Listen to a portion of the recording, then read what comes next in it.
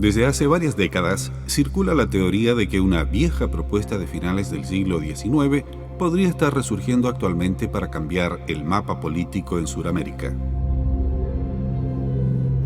Por más de 100 años, Argentina ha dado la bienvenida a cientos de judíos europeos que buscan un lugar de asentamiento. La relación entre la nación sudamericana y miembros de este grupo se fortaleció con los años, e incluso el país andino se convirtió en una potencial opción cuando los judíos decidieron que debían crear su propio Estado. La opción fue descartada en pro de la ubicación de Israel en tierras palestinas. Pero según estudiosos del tema, existirían indicios para pensar que la propuesta ha resurgido con fuerza en un plan contemporáneo que presuntamente, y en un futuro no muy lejano, pretendería crear un nuevo Estado judío en la Patagonia.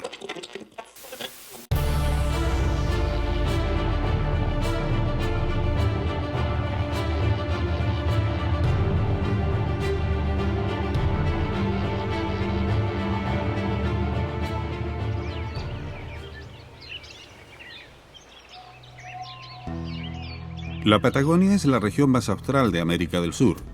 Abarca algo más de 1 millón de kilómetros cuadrados de territorios argentinos y chilenos. Con una bajísima densidad de población, 2,2 habitantes por kilómetro cuadrado, y su extrema riqueza en paisajes, fauna, flora y recursos naturales, la Patagonia es una región tremendamente atractiva. Cuando se estaba buscando dónde localizar un estado para el pueblo judío, entre los muchos lugares que se barajaron, la Patagonia de la Argentina era un lugar a tomar en cuenta. Eso es conocido aquí en la Argentina como el Plan Andinia, que es la ocupación de la Patagonia argentina por parte del sionismo. Algunos dicen que es un panfleto, que es una propaganda anti-israelí o judiófoba. Realmente no tenemos pruebas fehacientes del cumplimiento de ese plan. Creo que hay algún tufillo antisemita atrás de esto, como también creo que el sionismo tiene para esta región alguna cosa más estratégica, ¿no? Que hay denuncias respecto a la aspiración de los sionistas, no solamente estar en la ocupación de los territorios palestinos, sino que también tener una posibilidad de reserva para instalarse en el sur de Chile y el sur de Argentina. No le entra a la cabeza absolutamente a nadie, ni en Israel, ni a ningún judío del mundo, ni a nadie en el mundo, que pueda existir otro Estado judío que no sea el Estado de Israel. No obstante, la idea de un Estado judío fuera de su ubicación actual sí fue popularizada por los sionistas. Pero, ¿qué es exactamente el sionismo? ¿Por qué este término aparece siempre ligado a Israel y de qué manera está relacionado con los judíos? El sionismo es un movimiento político que se formó ante la necesidad del surgimiento del Estado de Israel, dado que el pueblo judío o el pueblo israelita histórico ha sido perseguido durante milenios y ha sido tentado a sumarse a ciertas comunidades o a ciertos países cuando fue conveniente, y en otras épocas fue expulsado previo despojo de todo lo que habían logrado. Siempre el judío bregó a través de una mirada que lo llevaba a lo que se dice Sión. Y de Sión, ahí viene la palabra sionismo. Y Sión no es ni más ni menos que un monte, el monte Sión. Existe el monte Sión, que es bíblico, que es donde Moisés recibió la Torá, los 10 mandamientos, etcétera, etcétera. Entonces de ahí surge el nombre sionismo. Y el sionismo es un movimiento que considera, y así lo ha hecho en la práctica, que todo judío tiene derecho a vivir en Israel, porque es la tierra de Israel, le pertenece, llamémosle así, a los judíos desde hace 3000 años. El nombre de Sión acabó usándose para referirse a toda la ciudad de Jerusalén de acuerdo con los textos bíblicos referidos al reinado de David, los que también aluden a Israel con el mismo término en otros sitios. Pero el concepto de sionismo no sería acuñado hasta el siglo XIX, con el brote de los nacionalismos en Europa. El sionismo sostenía que los judíos eran, más allá de un grupo religioso, un grupo nacional y que, por tanto, tenían derecho a su propio Estado. De este modo, los precursores del sionismo comenzaron a buscar un emplazamiento adecuado para tal propósito. Los padres del sionismo, por así decirlo, un señor que se llamaba León Pinsker y otro fue Theodor Herzl, un abogado vienés que a fines del siglo XIX escribieron 2 libros. El de Pinsker se llamó Autoemancipación y ahí proponía que en realidad había 2 estados. Uno lo describía como un estado ideal y el otro el estado práctico. El práctico era en Tierra Santa, el estado ideal lo nombraba como la República Argentina. Pero mucho más importante, porque es considerado el padre de la patria israelí, es un libro muy breve, por cierto, publicado en 1896 por Teodoro Herzl, que es el fundador del sionismo. Y en esta obra, Un Estado Judío se llama, publicado originalmente en alemán, de 1896, proponía en un capítulo, que el título del capítulo lo dice todo, ¿Palestina o Argentina?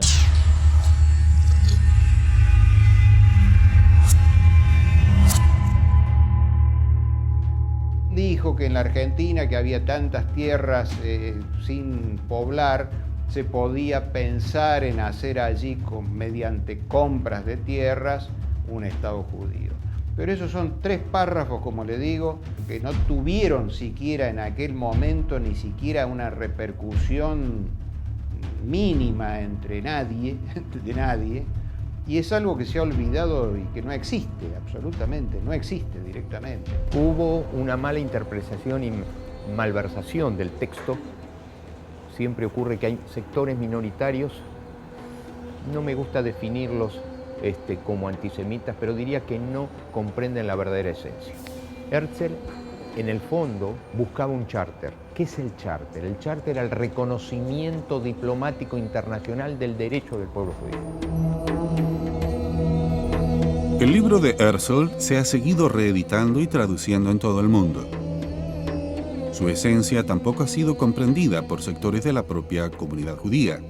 Diversos grupos judíos no han dejado de mostrar su desacuerdo con el sionismo y sus fundadores desde sus mismos comienzos. El rechazo al movimiento sionista y a sus procedimientos aún se deja sentir hoy en día dentro de la propia comunidad hebrea, con manifestaciones de repudio por todo el mundo, con las que expresan que no se sienten representados por el actual Estado de Israel.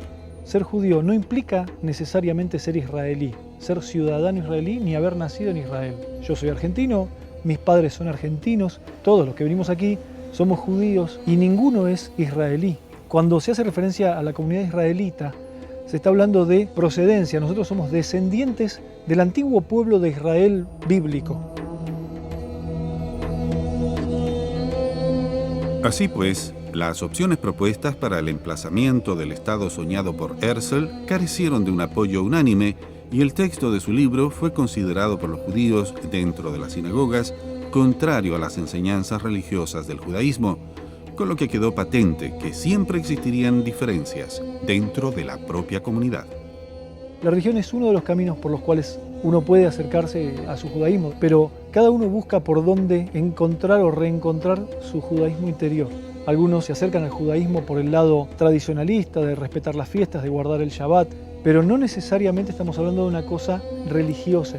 Estos judíos que uno ve por la calle o que llevan vestimenta negra, sombreros, sus rulos trenzados largos, ellos son los que toman a la religión como eje central y fundamental de su judaísmo. Si Herzl no contaba con apoyo suficiente dentro de los seguidores de su religión, ¿por qué propuso a Argentina como una opción alternativa a Palestina?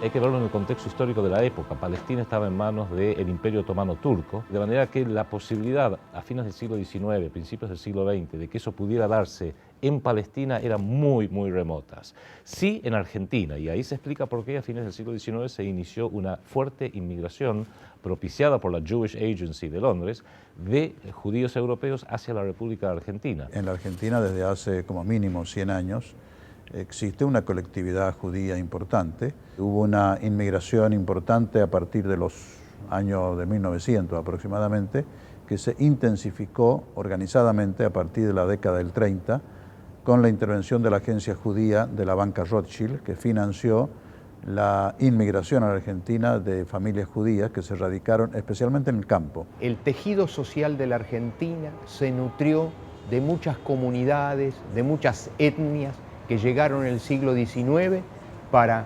construir, ¿sí?, una sociedad justa y de progreso. Así llegaron comunidades como la comunidad española, italiana, y así también mis antepasados, los judíos que llegaron, la mayoría producto de los pogroms, de las persecuciones de Rusia, se instalan en Entre Ríos, se instalan en Santa Fe, y de ahí esas colonias de judíos que ayudaron a construir nuestra patria.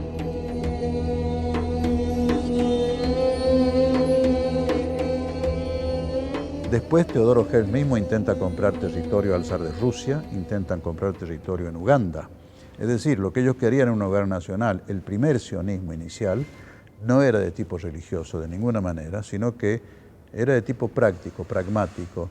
No nos quieren, somos un estorbo en todos lados, no nos tratan bien, es mejor que compremos, tenemos dinero, compremos un territorio y hagamos un hogar nacional. Cuando Teodoro Herzl funda el movimiento sionista, dice que en 5 o en 50 años existirá el Estado de Israel. Menciona él que va a ser en Uganda o en la Patagonia, pero es algo que es muy difícil de poder creer, porque el judaísmo, los judíos no tienen ninguna ligación ni con Uganda ni con la Patagonia.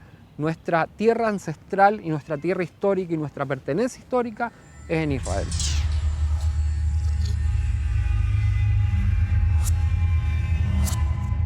Los mismos camaradas de él, los compañeros del movimiento, le decían: nosotros, lo traduzco de él, somos sionistas de Sion, es decir, de Israel, y no sionistas de Uganda.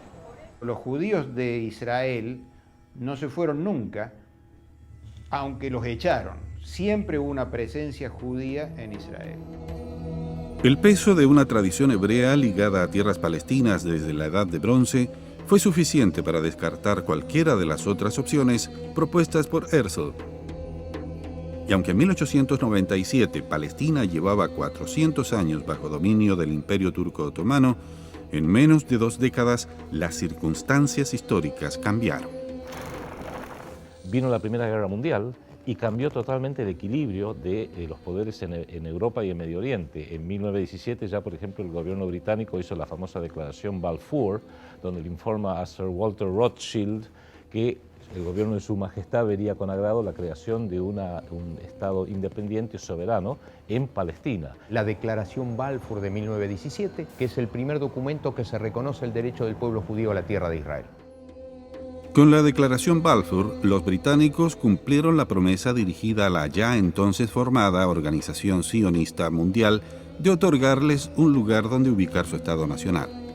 Así, una vez que el Imperio Turco fue derrotado y Palestina es reclamada como parte de la administración británica, el Reino Unido concede a los judíos su tan ansiado espacio en tierras palestinas. Y el proyecto argentino fue, no digo dejado de lado, fue suspendido, porque en realidad ya no tenía urgencia. Y efectivamente, en 1948 se crea el Estado de Israel en Palestina, con lo cual el proyecto argentino quedó aparentemente relegado por mucho tiempo.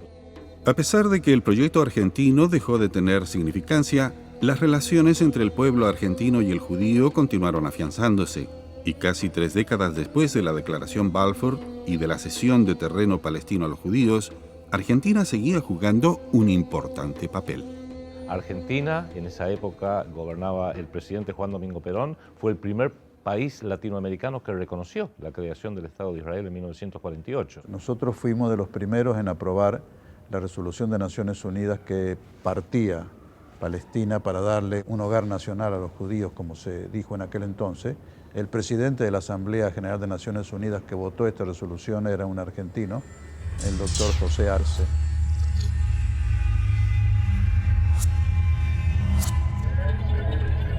Teodoro Herzl murió en 1904, y aunque en su libro solo mencionó a Argentina como alternativa a Palestina, algunos años después, en 1938, el pensador y militar Joseph Ottmar Efter escribió un panfleto que distribuyó por todo Nueva York en el que sugería a Chile como posible lugar para el establecimiento de un nuevo Estado judío.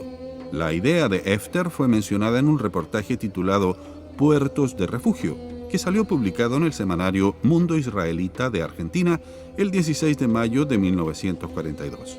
Pero la relación de Chile con el pueblo judío fue bien distinta. En el momento de la creación del Estado de Israel en Chile, en esos momentos, estamos hablando del año 48, había muchos refugiados alemanes, nazis, que vinieron directamente desde Alemania, escapando de los americanos y de los rusos que en esos momentos estaban juzgando en Nuremberg a los criminales de guerra nazi, y empezaron a tener mucha influencia dentro de la sociedad y de los gobiernos chilenos, al punto que Chile vota en contra de la creación del Estado judío en Naciones Unidas. No solo fue la influencia de antiguos nazis lo que contribuyó a la resolución de Chile con respecto al Estado de Israel. También la fuerte presencia en el país de descendientes de palestinos ayudó a condenar la decisión de entregarles un Estado a los judíos. Existe en Chile una comunidad palestina, digamos chilena, de origen palestino, que tiene su origen casi a mediados del siglo XIX y que se empieza a profundizar y que adquiere mayor volumen a principios del siglo XX. A partir, digamos, justamente de la instalación del Estado de Israel y a partir de que las comunidades asumen los discursos oficiales de sus autoridades, se empieza a fracturar esa relación, pero a nivel institucional. La incursión que hubo en Palestina de judíos, que fue creciente después del año 48, cuando las Naciones Unidas deciden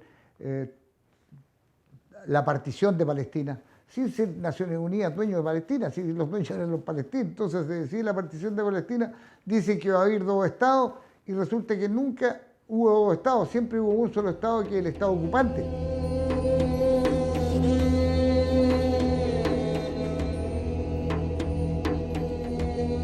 No queremos que el conflicto que tenemos en el Medio Oriente se extienda a Chile, pero eso no significa de que no tengamos derecho de decir la verdad de lo que está ocurriendo allá y de lo que esos efectos pueden producir en Chile.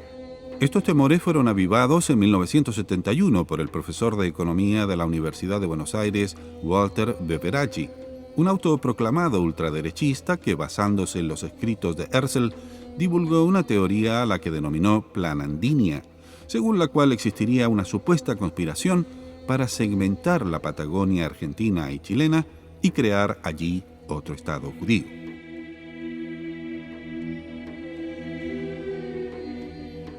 Expertos en el tema están convencidos de que existen indicios claros de que el Plan Andinia ya está en marcha.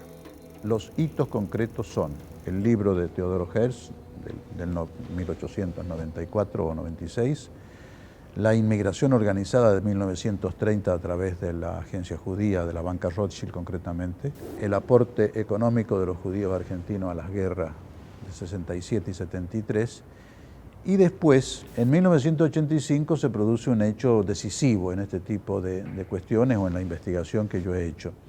Gobernaba la Argentina el doctor Alfonsín, y simultáneamente en la Unión Soviética los judíos denunciaban estar sufriendo una persecución especialmente intensiva, digamos. Y entonces el doctor Alfonsín recibe una propuesta. El entonces presidente Alfonsín había visitado la ex Unión Soviética y había vuelto con el plan de promover la inmigración hacia Argentina de ciudadanos judíos, de confesión judía, que vivían en la ex Unión Soviética. Yo honestamente no sé quién fue el autor inicial de la propuesta, pero él la recibe por parte del gobierno norteamericano, de recibir a 25.000 familias judías en la Patagonia. 25.000 familias judías es aproximadamente 100.000 personas, es una inmigración muy importante para un país que tenía 20 millones como nosotros. Y era la Patagonia. Luego eso fue cancelado, porque todos sabemos que en 1988 se inicia el proceso del colapso de la ex Unión Soviética y buena parte de esos ciudadanos entonces soviéticos terminaron en el propio Estado de Israel. El asunto fracasa porque al final la Unión Soviética no da la autorización y muere el proyecto. Y entonces la DAIA inmediatamente después, un mes después, saca un comunicado diciendo que habían sido todas fantasías. No había ninguna fantasía. El doctor Alfonsín recibió la oferta, la aceptó, comenzaron las tratativas, vino un delegado de Israel a la Patagonia y hizo algunas declaraciones al respecto y después fracasó por otros motivos y trataron de negarlo, pero existió.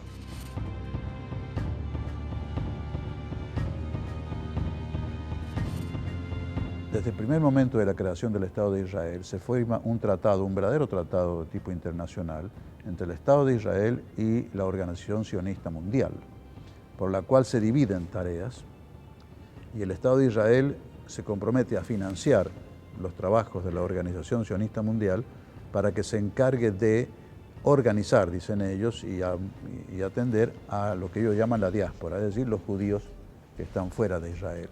Desde entonces, el papel de Israel como controlador político, como verdadero comisario y conductor político de las asociaciones de judíos en la Argentina ha ido creciendo y hoy el control de Israel sobre la DAIA y la AMIA y la OSA, la Organización Sionista Argentina, es total. En Argentina existen cimientos bien establecidos por el Estado de Israel, con agrupaciones como la Delegación de Asociaciones Israelitas Argentinas, más conocida como DAIA, con más de 140 instituciones judías asociadas, la AMIA, la Asociación Mutual Israelita Argentina, y la OSA, la Organización Sionista Argentina. Somos un poco la embajada civil, la embajada no protocolar. Y trabajamos con nuestra comunidad para reforzar ese vínculo con Israel y donde de alguna forma somos un puente con nuestros hermanos en Israel. Aquí las principales organizaciones judías, DAIA y AMIA, se declaran abiertamente sionistas y leales que sustentan al Estado de Israel en todo lo que el Estado de Israel emprenda. Esta importante red desplegada en Argentina para procurar el bienestar de la comunidad judía constituye para ciertos sectores un indicio de que algo se estaría diseñando, al igual que el hecho de que exista un consulado honorario de Israel en la Patagonia, concretamente en Neuquén. El consulado generalmente es un apéndice, digamos, de la embajada. Yo no soy un cónsul de carrera, sino que en determinado momento el país puso sus ojos en mí, digamos, y en una determinada zona. Además del notorio desarrollo tanto sionista como israelí en Argentina, otro de los pilares en los que se apoya la teoría del Plan Andinia es el control de la tierra. Desde hace más de una década se le ha propuesto a Argentina el uso de su territorio como moneda de cambio. Nada más y nada menos que el diario The New York Times, que es el diario madre de Estados Unidos, e incluso íntimamente ligado al movimiento sionista y a la comunidad judía, propuso en un artículo de 2002, como Argentina había cesado en el pago de la deuda externa, proponía que la secesión de la Patagonia podría ser una forma de resolver ese tema. Y usa conceptos muy parecidos a los de Herzl, porque Teodoro Herzl decía en ese famoso capítulo, Palestina o Argentina, del año 1896, decía que Argentina tendría un interés en ceder una parte de su territorio a cambio de una compensación financiera, porque Argentina tiene una baja densidad poblacional, un enorme territorio, y el New York Times, 114 años después aproximadamente, propone justamente la secesión de la Patagonia como una forma de resolver todo el problema de la deuda externa que Argentina no podía pagar. La prensa ha jugado un papel decisivo, ayudando a hilvanar episodios que a simple vista podrían parecer inconexos. La Nación, nuevamente, en el año 2005, en una de sus ediciones dominicales, publicó todo un artículo extenso que dice Eduardo Elstein, el dueño de la tierra. El mayor grupo económico de la Argentina son judíos. El grupo del señor Elstein, un hombre que está protegido por el señor Brofman directamente, el presidente del Jewish Committee. El otro grupo es asociado a ellos, que es el de Midlin, y tienen, se calcula aproximadamente a través de Cresur, que es la empresa agraria de ellos, aproximadamente 480.000 hectáreas de buena tierra pampeana. El capital judío puede ser simplemente judío argentino, pero en el caso de Elstein, es decir, en el caso de Cresur, es un dirigente mundial de las organizaciones sionistas. ¿Son todos estos datos suficientes como para concluir que existe una conspiración sionista para apoderarse de una parte de la Patagonia y convertirla en un nuevo Estado judío? Son indicios, yo comprendo, como abogado comprendo, no hay prueba, son indicios. Pero el Código Civil nuestro dice que cuando los indicios son serios, graves y concordantes, valen como prueba. Y aquí hay indicios serios, graves y concordantes. El hecho de que Edelstein sea un importante ejecutivo del Congreso Mundial Judío y que su capital se extienda por toda la Patagonia es también una indicación seria que alimentaría la teoría del Plan Andinia, algo que Salvucci pone de manifiesto en su página web al enumerar los nombres de los grandes empresarios relacionados con el magnate argentino. Ted Turner, fundador de CNN, o Henry Paulson, expresidente ejecutivo de Goldman Sachs y exsecretario del Tesoro de Estados Unidos, son algunas de las importantes conexiones financieras de Eduardo Edelstein. Pero existe un nombre que destaca sobre el resto por ser el único de la lista con tierras e intereses en la Patagonia, el de Douglas Tompkins. La asociación de Tompkins con Edelstein le coloca, a ojos de Salvucci, en relación con el sionismo, y fue esto precisamente lo que hizo sonar también en Chile la voz de alarma. Un gran empresario que ha adquirido títulos para que le ha comprado a pequeños colonos, grandes extensiones de terreno que se ha hecho tanto en territorio argentino y en territorio chileno. Se ha confirmado que la denuncia que yo hice en su oportunidad en la Cámara de Diputados tiene distintas aseveraciones e indicios y pruebas de que hay un interés especial de Israel y del Estado de Israel y del sionismo internacional por el sur de Chile. En 1991, el ex magnate textil Douglas Tompkins dejó sus negocios en Estados Unidos y se embarcó en lo que él mismo considera un gran proyecto ecológico para la protección y conservación de las tierras patagónicas y de sus ecosistemas. Así nació The Conservation Land Trust, la mayor fundación para la conservación de la naturaleza proveniente del capital privado y extranjero que opera en Sudamérica.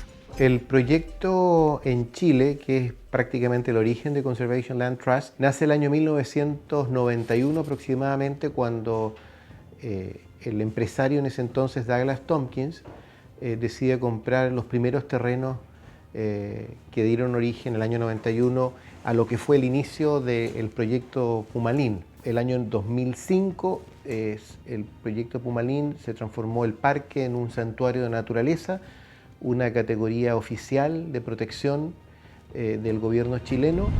El Parque Pumalín fue el primer proyecto que el multimillonario emprendió en Chile a partir de la compra de terrenos semiabandonados, un área de 300.000 hectáreas en la provincia de Palena. La finalidad última es desarrollar un parque de administración privada a través de la Fundación Pumalín, pero de acceso público con una infraestructura que permita a la gente disfrutar de ese parque.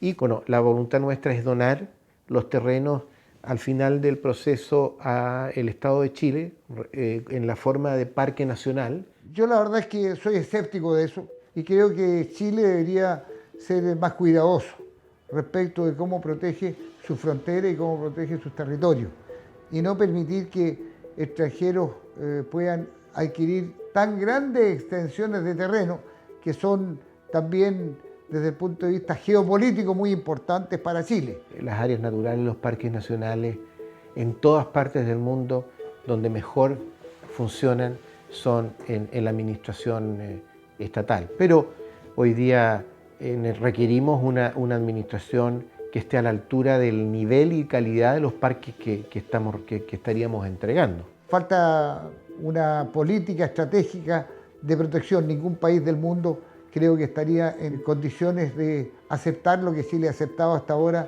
por parte tanto de Douglas Tompkins como de quienes han estado permanentemente visitando esa zona y que corresponden a un solo país y a un solo objetivo, que es de permanecer allí haciendo cartografía y llevándose información que ni siquiera el ejército de Chile tiene. También las palabras de Teodoro Herzl en uno de sus diarios escritos en 1895 sugieren una estrategia que a primera vista parecería coincidir con la puesta en práctica del proyecto de Tompkins.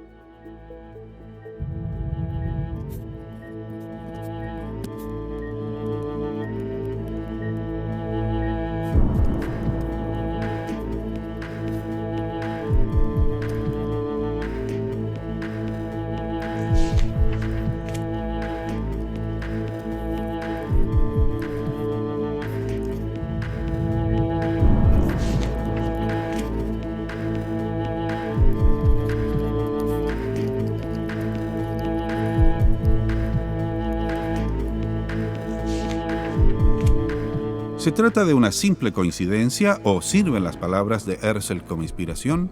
¿Constituyen un hito más en apoyo de la teoría del Plan Andinia? El interés de Tompkins no solo abarca territorios de la Patagonia chilena, sino también de la Argentina. Pero en este último país, el magnate tropezó con funcionarios que frenaron sus planes.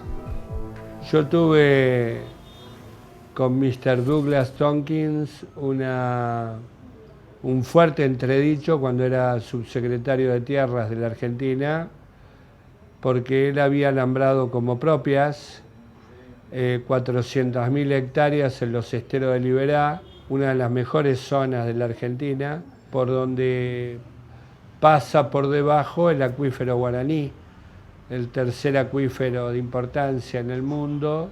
También es cierto que Douglas Tompkins, al sur de la Argentina, tuvo una estancia que se llamó Monteleón, que empezaba en la cordillera argentina y terminaba en el Océano Pacífico, partiendo a Chile en dos partes, ¿no?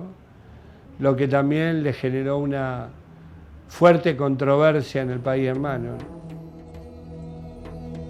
Esa es la zona de los hielos continentales y también es un reservorio de agua dulce, también de los más importantes del mundo, ¿no?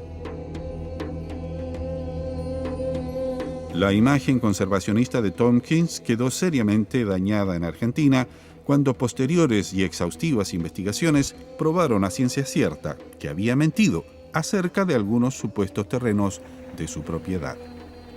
Douglas Tompkins solo pudo probar que tenía escrituras traslativas de dominio sobre 40.000 hectáreas que habían sido alguna vez de la familia Bember. 360.000 hectáreas alambradas no tenían documentación de ningún tipo. Con esta excusa de que él, bueno, es un conservacionista radical y que lo que hace es por amor al medio ambiente y a la naturaleza, esto despierta mucha desconfianza.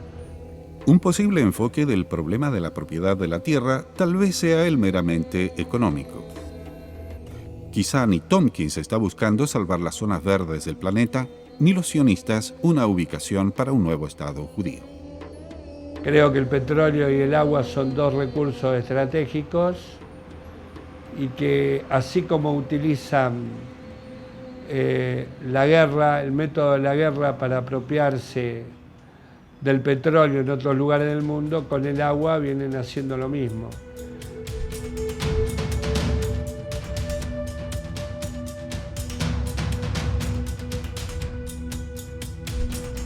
Lo que sí conocemos con certeza es la visita año a año de contingentes israelíes, de reservistas del ejército israelí que vienen a la Patagonia, tanto argentina como chilena, supuestamente a desestresarse de su paso por el ejército de Israel.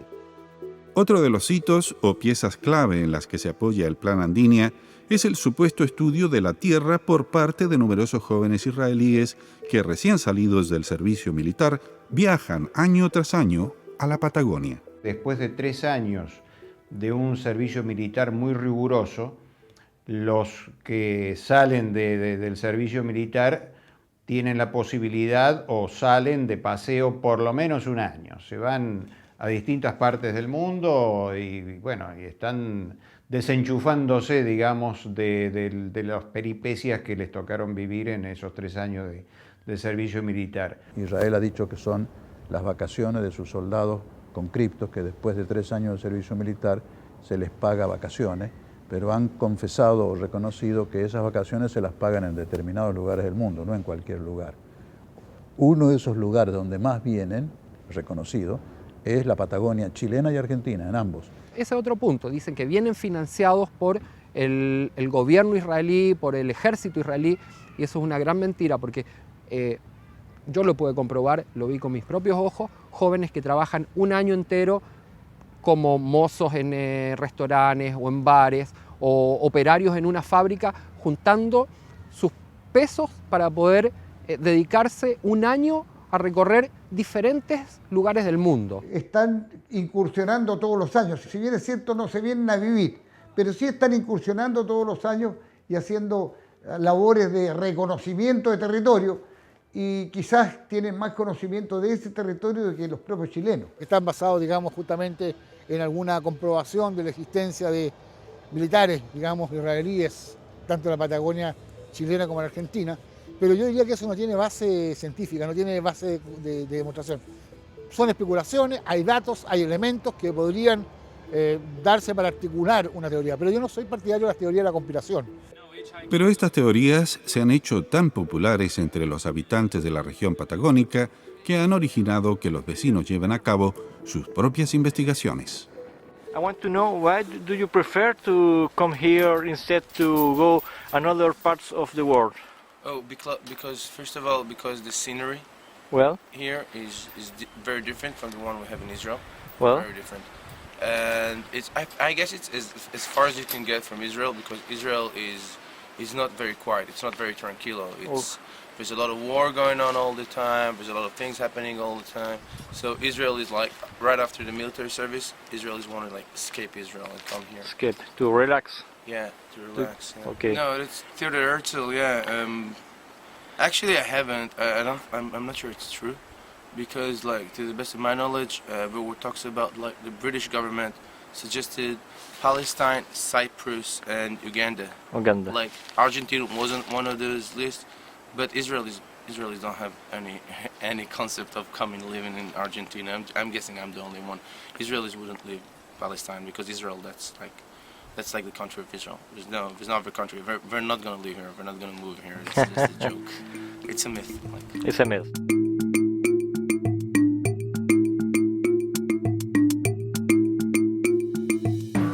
El turismo israelí es un turismo muy importante y es un turismo bastante diferente en cuanto a las personas, a los turistas que vienen de Israel. Vienen muchos mochileros, muchos backpackers, de chicos jóvenes que recién han terminado el liceo militar. Últimamente viene masivamente y el turismo masivo deja sus cosas, ¿no? No siempre agrada del todo, más ellos que también suelen tener o mostrar distancia, ¿no? Para algunas cosas. Sí, hemos tenido grandes problemas con muchos. Los chicos tienen diferencias culturales muy grandes con las nuestras, el idioma es muy crudo, su forma de actuar es muy ruda, entonces muchas veces se generan muchísimos choques. El ciudadano israelí muchas veces tiene un modo muy hosco de tratar a los demás, no entre ellos, y no es para todos, pero suele ocurrir que sean gente a veces corta en el trato, seco, digamos. Allá no existe esto del abrazo, el beso, el apretón,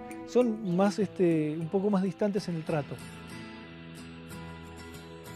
Precisamente para romper estas barreras culturales existen personas como Leo. Nacido en Argentina, pero de familia judía, vivió en Israel de los 23 a los 25 años. Allí aprendió la lengua y la cultura hebreas. Ahora es voluntario en el municipio de El Calafate, en Argentina, donde trabaja solo con jóvenes turistas israelíes a los que da charlas de bienvenida para ayudarles a integrarse sin problema en el entorno. Yo me autodefino como una persona que achica las distancias culturales.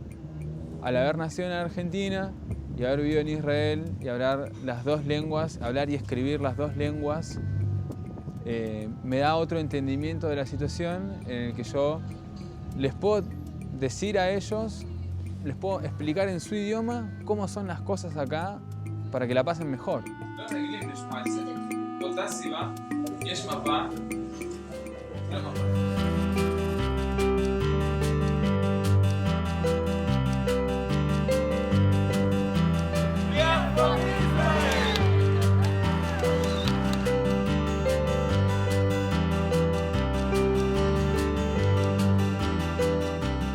Los mochileros israelíes no parecen diferentes de cualquier otro grupo de jóvenes excursionistas, y aunque existen testimonios de personas que revelan una cierta incomodidad ante su presencia, esto no pareciera ser incriminatorio.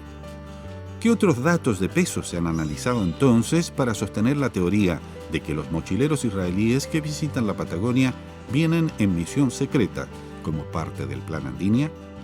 Uno de los casos más importantes, diría, por la fuente del mismo, es un artículo publicado en el diario La Nación. El 5 de enero de 1986 publica un artículo muy interesante donde describe cómo se avisonan y se han avistado muchísimos mochileros, o sea, backpackers, ¿no? Jóvenes, chicos jóvenes, por toda la Patagonia. Y le hacen una entrevista a un grupo de ellos en El Calafate, de la provincia de Santa Cruz, y ellos mismos dicen que en realidad están haciendo relevamientos en esa y otras partes de la Patagonia para eventuales asentamientos judíos en esa región y que incluso serían más fáciles de lo que fue hacer los asentamientos en Palestina, en el actual Estado de Israel, porque Argentina, por sus recursos, su agua potable, su potencial para alimentos, etcétera, sería un lugar ideal para futuros asentamientos israelíes en la zona. Eso ha hecho que mucha gente en Argentina, no toda la opinión pública, todavía es un tema que no está generalizado en la opinión pública,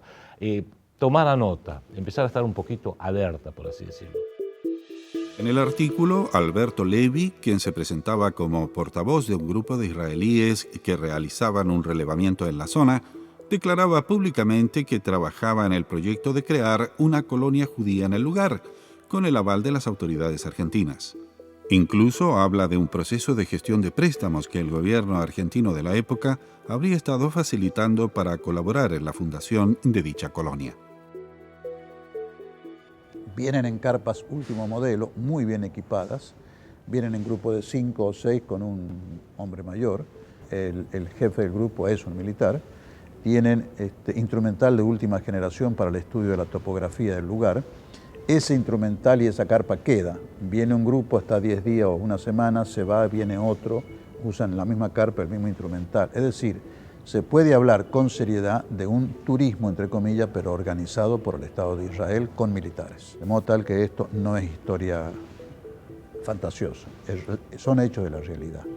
También existen conjeturas que apuntan a que el cese del máximo responsable de las Fuerzas Armadas Argentinas, el teniente general Roberto Fernando Bendini, fue provocado cuando él mismo quiso llamar la atención sobre la presencia de mochileros israelíes. Alrededor del año, creo que fue 2005 o 2006, no recuerdo la fecha exacta, el entonces jefe del Estado Mayor Conjunto de las Fuerzas Armadas en la República Argentina, bajo el actual gobierno Kirchner, el general Bendini, en una conferencia que él dio en la Escuela Superior de Guerra, una conferencia cerrada, privada, que dio en la Escuela Superior de Guerra del Ejército Argentino en Buenos Aires, mencionó la preocupación del ejército argentino, al menos, respecto de todos estos informes de que hay muchos contingentes de mochileros, jóvenes casi todos ellos, israelíes por toda la Patagonia.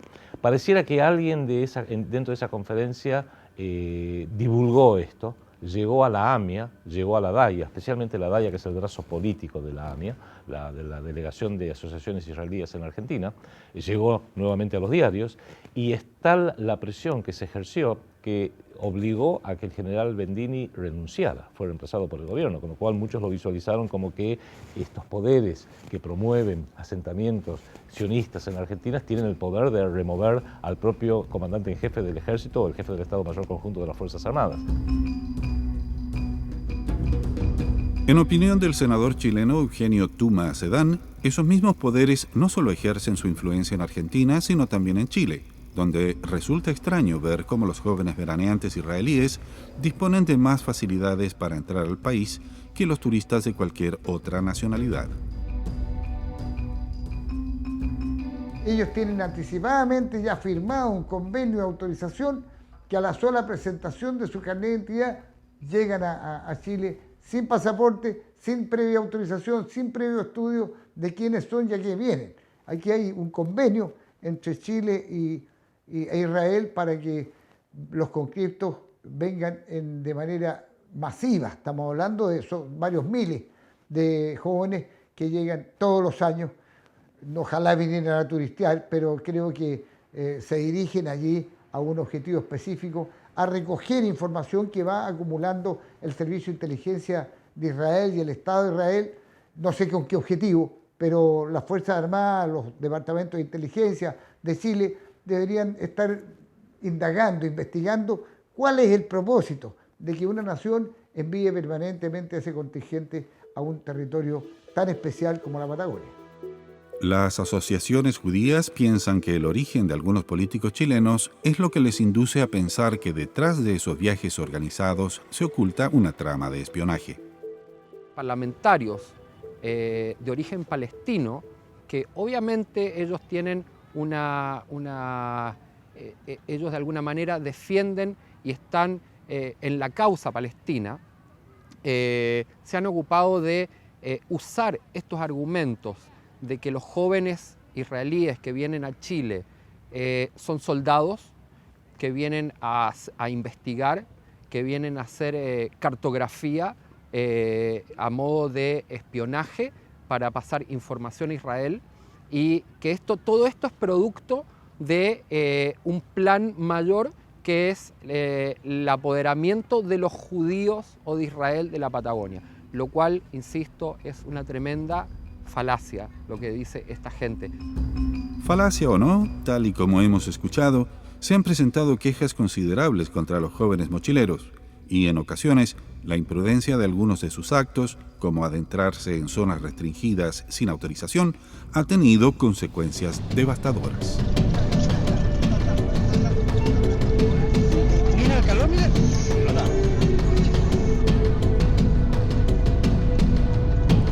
El último gran incendio que hubo aquí en el parque, donde se quemaron 17.000 hectáreas, fue producto de uno de ellos que hizo una fogata en un lugar indebido, y el viento después se encargó de hacer el resto y no lo pudieron dominar.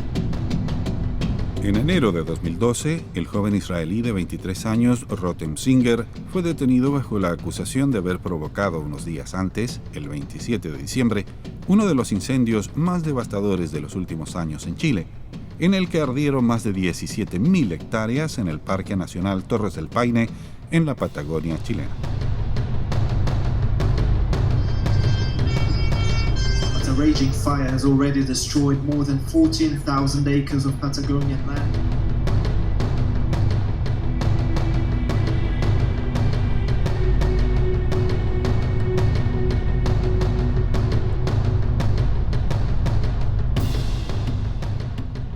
Él se alejó de un sendero, ¿ya?, para ir al baño, ¿ya?, y él, para no dejar rastro, quemó papel higiénico, y eso se le dispersó y fue la fuente de calor que propagó el incendio. Fueron brigadistas santacruceños a tratar de combatir el incendio porque fue verdaderamente, muy importante, y de hecho acá en Calafate, como nos une la cordillera de los Andes, que a esta altura no es muy alta, el humo que llegaba día a día era muy fuerte.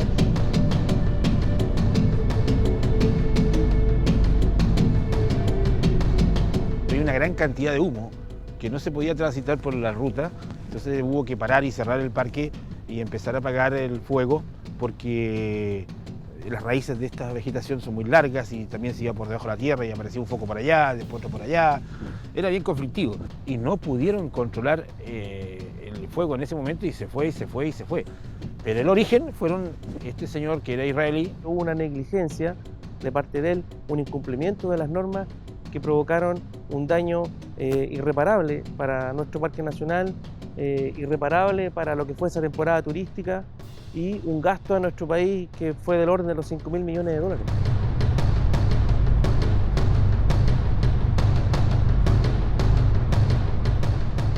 Y aunque los daños en la zona afectaron a un gran número de familias, muchos vecinos estiman que la acusación que se le hizo al joven israelí y su grupo de amigos fue apresurada e injusta. Ellos bajaron del parque, estuvieron acá 2-3 días, y después, cuando lo interrogaron, ellos se dieron cuenta que, había sido por falta de ellos, pero ellos no se habían dado cuenta que ellos también estaban involucrados. Fue el año más seco de Torres del Paine, no había habido lluvia, durante 20 días. Comenzó el incendio y a los 24 después empezó una racha de viento de 120 kilómetros por hora, o sea, ni mejor pensado habría salido. Juan administra uno de los hostales donde se albergaban los chicos cuando se produjo la tragedia. Él y su madre brindaron todo su apoyo a los muchachos israelíes durante el proceso judicial. Él, cuando las primeras declaraciones, él no entendía nada.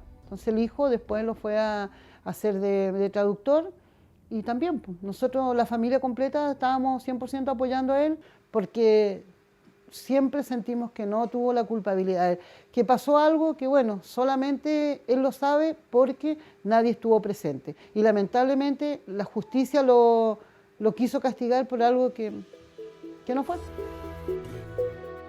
La versión oficial tras las investigaciones de la justicia chilena afirma que Rottensinger sí había sido responsable del incendio. Lo importante de la pericia que realizó Carabineros de Chile a través de sus funcionarios,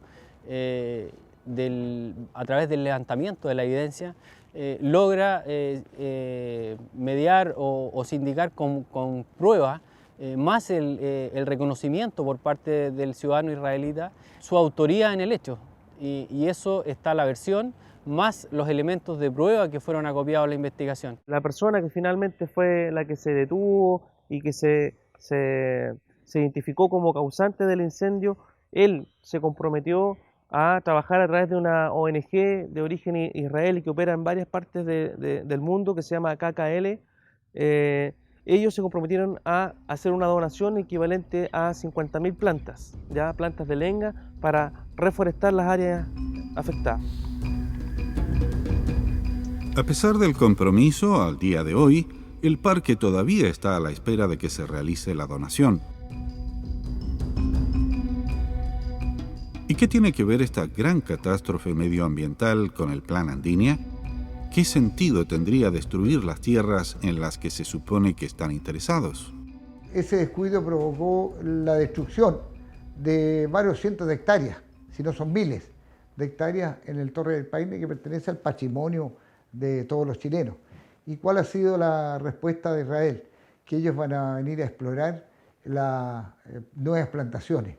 Y esa es una nueva justificación para enviar nuevamente más contingentes a realizar labores que son extremadamente sospechosas, a mi entender. La gente que tiene que entender que no viajó de Israel hasta acá a quemar Torre del Paine. O sea, sería muy estúpido pensar eso.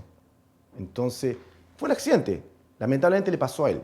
Y lamentablemente, como yo digo, la palabra Israel vende mucho más como periódico que te digan que fue, no sé, que otro de otra nacionalidad.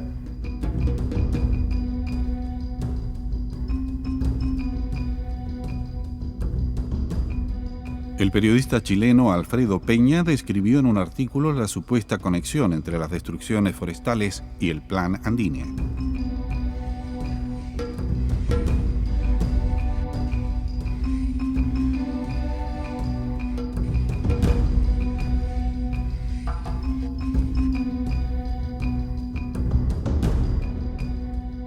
Estamos muy preocupados de que no vengan grandes capitales a hacerse dueños de tierras que nos pertenecen por décadas.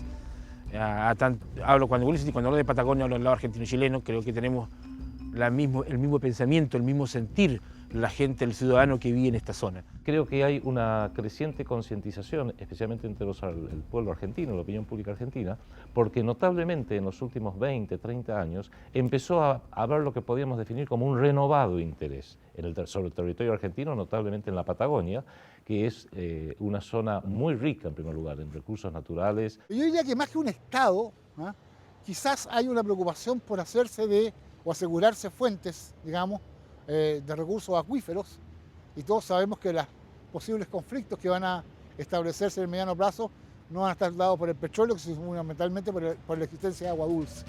Y las mayores reservas de agua dulce mundial están en la Patagonia. Según los expertos, el siguiente factor de peso que sustentaría la teoría del Plan Andinia es la actual situación geopolítica y de conflicto en Israel. Uno va armando el rompecabezas que creo que hoy cobra una especial peligrosidad y que creo que aceleran los tiempos. Y es que el Estado de Israel, por errores propios, es de una inviabilidad como Estado solo, como Estado soberano y solo, sin apoyo excepcional, como decíamos antes, que recibe de Estados Unidos y de la Unión Europea. Si a Estados Unidos, sin embargo, se le cortara este apoyo irrestricto que recibe en lo económico, financiero, diplomático, militar, Israel no sobrevive ni 24 horas. El Estado judío se está haciendo cada vez más inviable. Lleva bueno, 70 años de subsistencia aproximadamente, y son 70 años de guerra. La gente se ha cansado. En los últimos años el Estado de Israel tiene un balance migratorio negativo. Están yendo más judíos de Israel de los que están entrando. Como no viven bien porque hay bomba, porque hay cohetes, porque hay alguna crisis económica, están tratando de salir de Israel. Esto está trayendo que poco a poco Israel vaya quedando en más minoría, en una minoría más pequeña relativa dentro del Medio Oriente, y tiene que depender cada vez más de las armas y cada vez más del apoyo norteamericano. Como este apoyo está menguando evidentemente desde hace por lo menos 4 años, por razones estratégicas de los Estados Unidos que no viene al caso, la posibilidad de que en algún momento del futuro no tan lejano Israel busque un segundo hogar nacional crece. Esto es lo que nos preocupa más. Para mí el indicio más fuerte de una posible desaparición del Estado de Israel me lo está dando una persona que fue el agente sionista más importante dentro de los Estados Unidos, llamado Henry Kissinger. Henry Kissinger fue secretario de Estado de los Estados Unidos en 2 mandatos presidenciales y consejero de Seguridad Nacional en uno. Este hombre, de origen germano-judío, tuvo una gran influencia sobre la política internacional e incluso hoy en día sus análisis son altamente tenidos en cuenta. New York Post, un periódico norteamericano, ha publicado una noticia que nadie desmintió. Las 16 agencias de investigación, es decir, de inteligencia norteamericana, son 16, yo no sabía que eran tantas. Uno conoce la CIA, el FBI, son 16 en total. Según Kissinger, las 16 han hecho un estudio para el gobierno norteamericano que determina que Israel en 10 años desaparece. Yo creo que todos los países pueden desaparecer. O sea, si uno se pone a revisar la historia, hace 300 años no existía ningún país latinoamericano, ningún país europeo. Entonces las realidades políticas cambian, la historia no está clausurada. Bueno, pero sin lugar a dudas, en el caso particular, yo diría que Israel tiene un problema serio. Es un país que tiene una estructura de gueto, aislado, y que de cierta manera, digamos, yo creo que la clausura de sociedades lo que produce es un envejecimiento y por lo tanto un colapso. Y yo creo que no sería mantenible un Estado de Israel basado solamente en su superioridad militar. Porque si eso cambiara, lógicamente, digamos, no tiene ninguna posibilidad de mantenerse en la zona.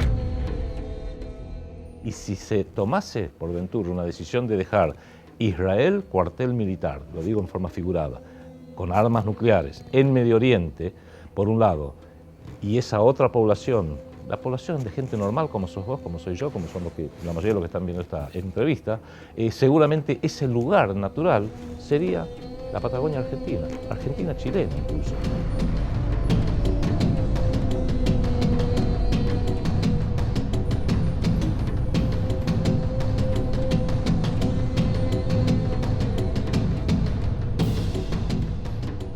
Y la pregunta es, ¿permitirían Chile o Argentina una incursión sionista de la escala como la expuesta por quienes creen en el Plan Andinia?